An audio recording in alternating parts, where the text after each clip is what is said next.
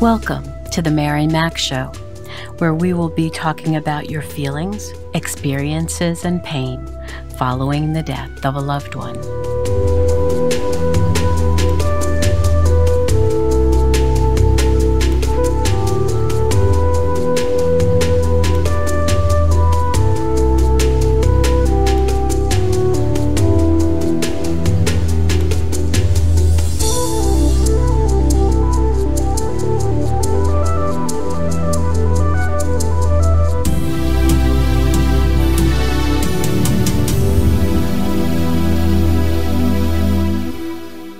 Good morning, good afternoon, good evening.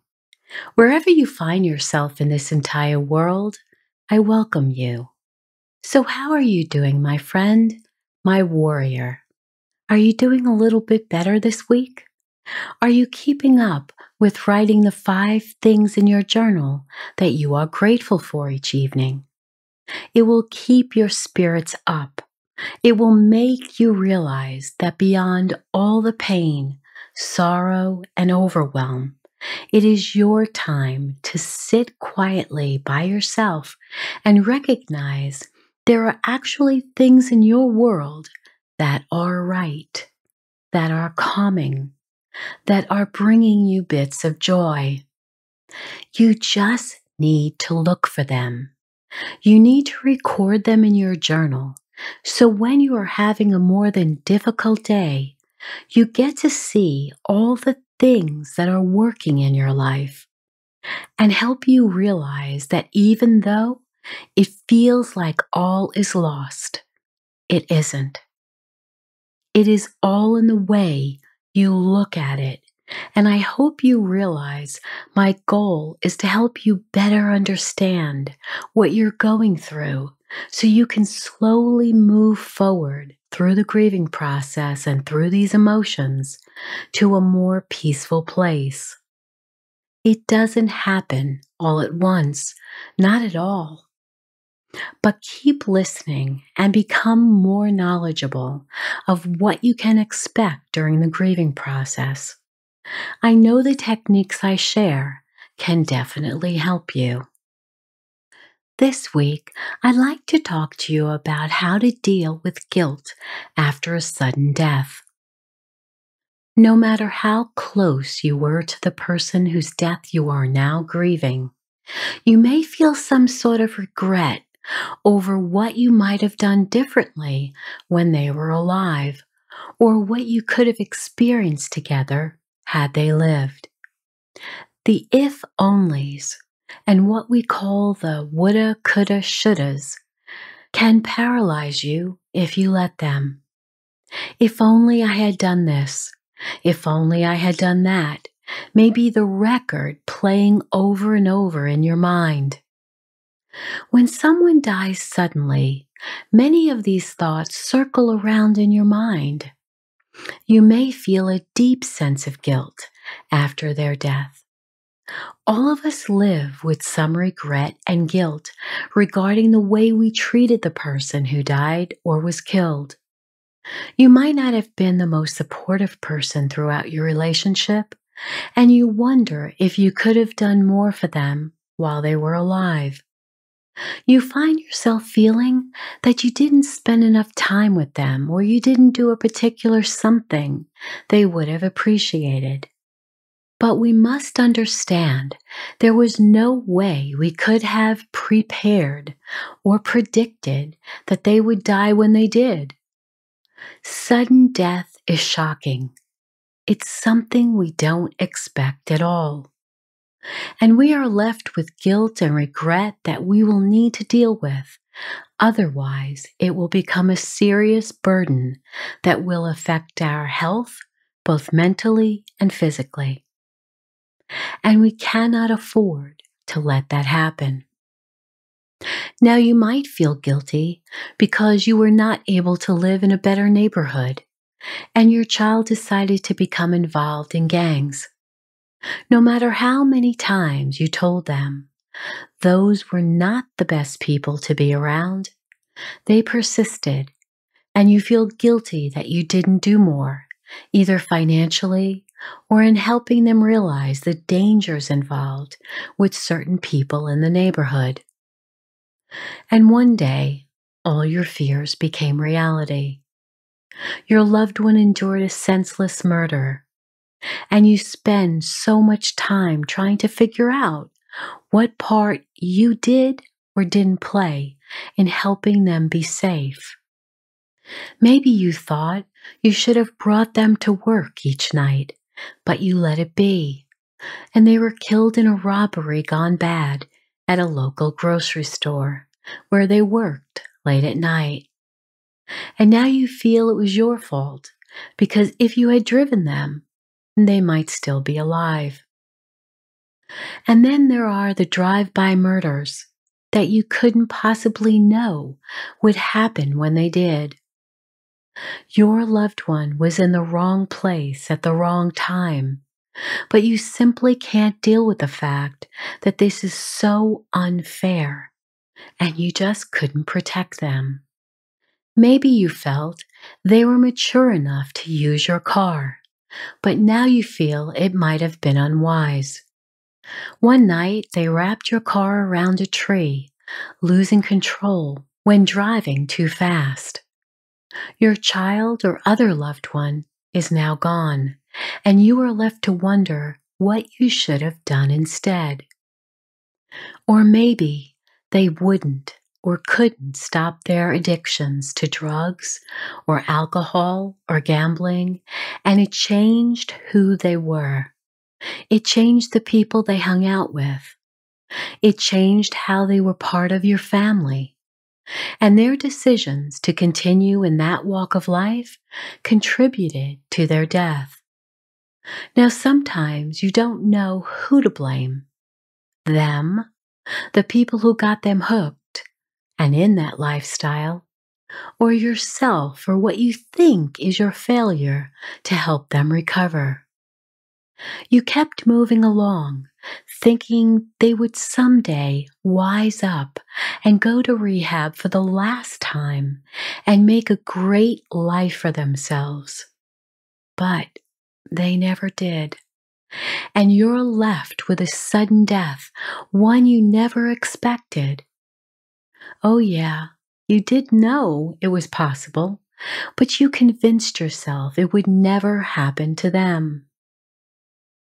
Maybe you feel guilty and have regret because you encouraged them to enlist in the military so that they could get a better education and have a solid career. But you can't get that image of their flag-draped casket out of your mind. You wonder what they went through at the end of their life. You couldn't be with them. You don't know what was going on in their mind at that moment. You don't know exactly what happened, and sometimes you don't really want to know because if you did or could see it in your mind, it might haunt you more than it already does. And while you are somewhat happy for the parents who did have their sons and daughters back home, on leave, in full health, there is an envy and jealousy that your son or daughter is no longer here. Why was it your child who was killed? Perhaps you and your spouse decided to have children while in the service. You never thought it would turn out this way. The love of your life was killed, and you are left to raise your children alone. It's difficult enough dealing with your own grief, but now you need to attend to your grieving children who can understand why their mom or dad won't be coming home again. And they want to know why they must leave their home and move elsewhere. Maybe one of your parents' homes for a time until you can get back on your feet emotionally and financially. And you hate all of it. You feel guilty that you feel the way you do. You regret the fights you had. You regret the hateful words you used when you would scream at his photo or her photo, telling them how angry you are at how they left you all alone. You feel guilty for telling him or her that you hate them for getting killed. Maybe your special someone decided that their life here was not worth living. They may have been having addiction issues, maybe depression, mental illness, or other stressful situations that for them did not seem repairable. You might feel guilty because you didn't see all the pain they were in. Maybe they didn't even show anything, and when they took their life, everyone was completely stunned and blindsided. No one saw any signs. And perhaps you feel regrets because you did see something, but thought it would work itself out. Someone else who was closer to them would take the responsibility to help them to get the care they needed so desperately. The counseling they needed, the medication they needed, the love they needed. You waited for others and it never came.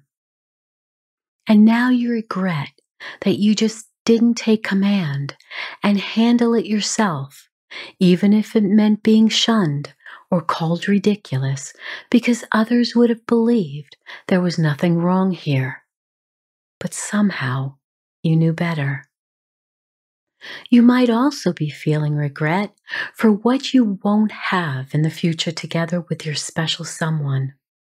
You made wonderful memories in the past, but what about the future? The sad part is, there won't be a future now, and that pain cuts deeply. You were looking forward to your child's graduation, their wedding, having grandchildren by them. If your fiancé was killed or died, you will never experience the wedding you dreamed of or the children you would raise together. If it was your spouse, you were looking forward to your first child, maybe additional children together, and building a family and wonderful life together. Or you decided to wait a long time to have a child and you miscarried, and now you're having a hard time getting pregnant again. You regret waiting all those years to build just the right career, and you wonder whether it was all worth it. What you wouldn't give to have that decision to make all over again with them. You also regret that you couldn't get to say all that you would have wanted to say before they died. You had it on your mind for so long, but never did you think that the last time you saw them was the last time you would see them. And now you regret and feel guilty at not having taken the chance when you had it. And maybe you even feel guilty that you survived and they didn't. Was it a car crash where you were the driver and they were the passenger? Was it a roadside bombing that killed or maimed your military buddy? Perhaps a firefighter that died and you and others survived that horrible fire. A police officer who didn't survive the shootout, yet you did. Maybe a drug addict who came back after overdosing, but your friend did not. Or as innocently as having survived that difficult birth, but your twin did not. You feel guilty that you couldn't make it to the hospital in time. Perhaps no one told you the urgency surrounding the accident or stroke or heart attack, and you thought there was more time. Or you regret that you didn't have the money to go visit them when they were alive, or the money to attend their funeral. And there will always be people who won't let you forget how you didn't attend. If you are grieving the death of a sibling, you are looking forward to growing old together, staying close, enjoying family time with your children and their children, and watching cousins get close. But maybe you spent the majority of your childhood fighting and being highly competitive, and now you look back and wonder why you wasted so much time doing that. Now you can't make all that conflict right again. What about your grandparents? Some might be hundreds, even thousands of miles away, yet others are in your same town, even in your own home. And as a teenager, you had your own friends and you concentrated your time and energy in their lives. Your parents or aunts and uncles instilled in you the thought that your grandparents aren't going to be around forever, and you let that thought bounce off of you. But now they've endured a stroke, a brain aneurysm, or other sudden event which will lead to death, and you are uncomfortable to go to the hospital in time to see them and wish them goodbye. Perhaps you did go, but it was too late, and they had already passed away. You just can't settle that now, and the guilt increases. And there will always be people who won't let you forget how you didn't visit your grandparents or parents enough when they were alive, or you didn't take care of them in the manner that those other people believe you should have. So now I'm here to tell you that there will be no pleasing those people, no matter what you did. They only see life through the negative lens, and you are fitting into that lens in their mind. Don't waste time accommodating their talk. It does you no good to listen or give credence to this nonsense.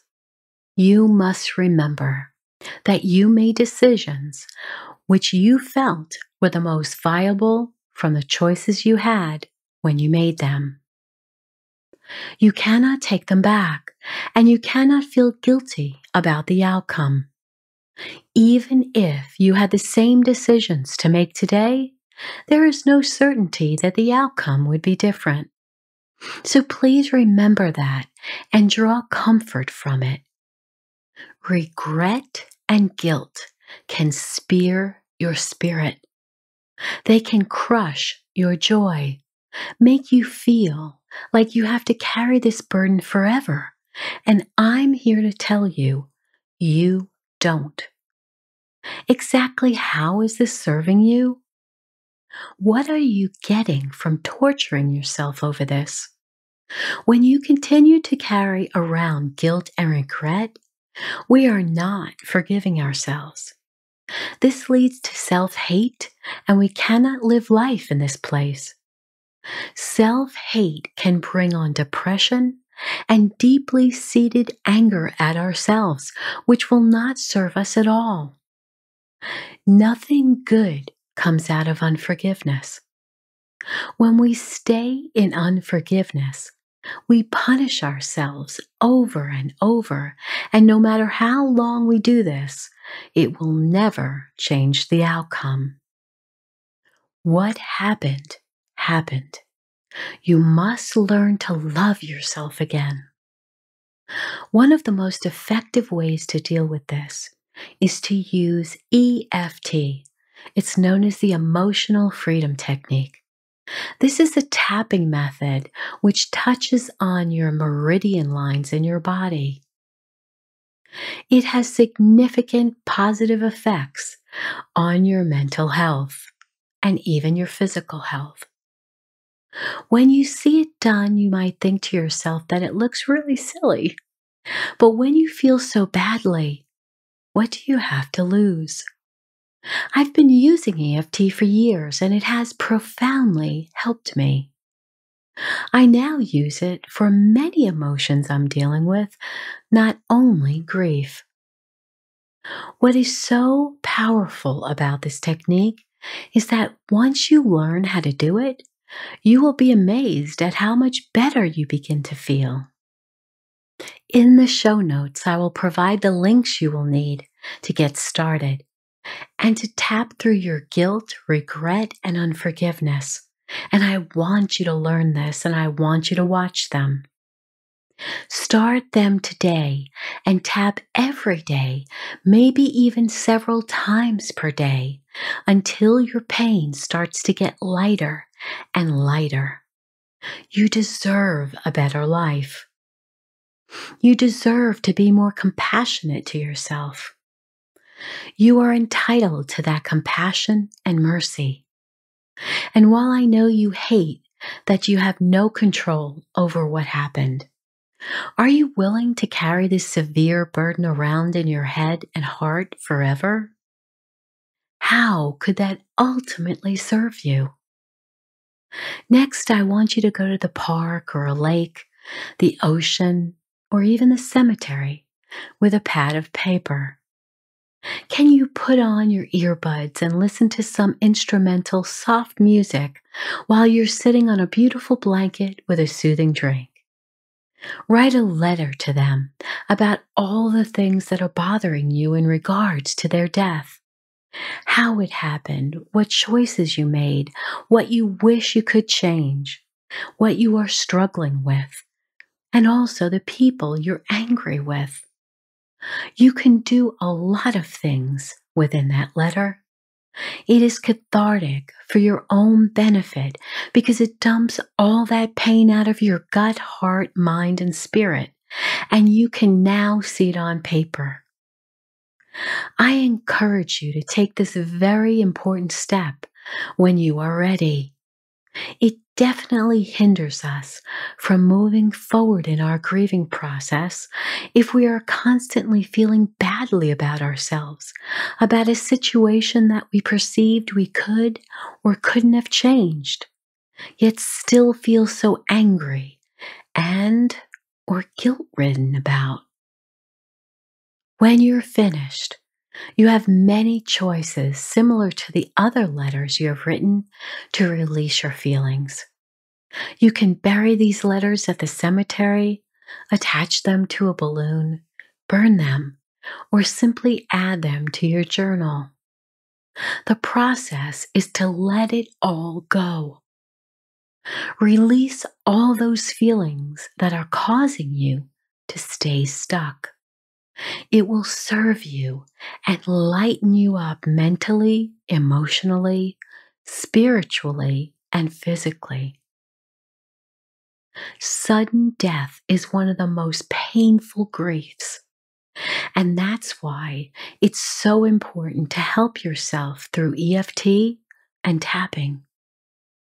Also, I will leave the link for Bach's Rescue Remedy in the show notes to also calm your emotions. My love and hugs to you always. So now it's time to get up, move your body, and dance, dance, dance. And I know you probably think this is really silly, but please do this for me anyway, okay?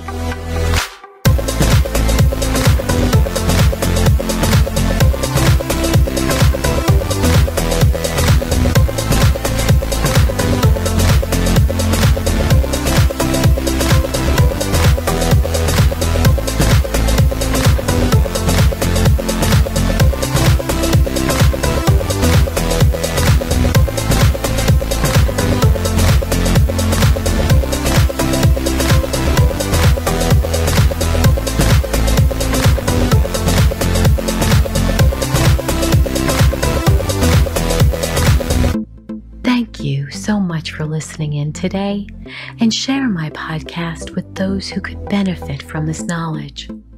Remember to continue writing 5 things in your journal each night that you are grateful for. Please subscribe to my podcast and rate and review it. And remember to sign up for my private list so we can stay in touch through email. You'll also receive my free book. And as always, remember to be happy because you deserve to. I'll speak with you again soon.